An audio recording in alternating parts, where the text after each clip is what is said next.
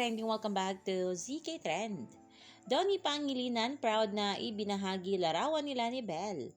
Si Belle lang talaga ang ginanito ni Donnie. Matapos ang successful kick-off event ni na Donnie at Belle sa Boracay, sa wakas nga ay nagbahagi na din si Donnie ng ilang mga larawan. Proud na proud nitong inuna ang larawan nila ni Belle syempre. Pinusuan kagad dito ng mga netizens at syempre di nagpapahuli ang family ni Donato.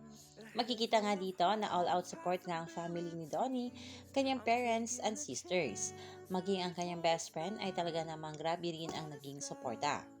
Ang naturang kick-off event for tayo sa wakas ay first pa lamang at marami pa nga promo event syempre with Donnie and Belle. Para nga sa movie nilang tayo sa wakas. At ang naturang pinost si Donnie ay nagbigay kilig nga ng taga-suporta ng Don Belle. Lalo na nga ang unang larawan kasama si Belle. Si Belle ang talaga ang ginanito ni Donnie at si Belle ang tanging babae bukod sa pamilya nito na palaging pinost ni Donnie sa kanyang IG account. At ang post ni Donnie ay ni-IG story o shinare ni Belle sa kanyang IG account.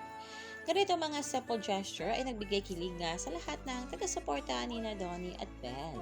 Sa ngayon nga mga kabablis ay balik taping na sina Donnie at Belle. Yan na muna ang pa-update natin ngayon sa Don Belle mga ka-trending. Stay tuned for more Don Belle updates. Hanggang dito na lang, maraming salamat sa inyong patuloy na panonood.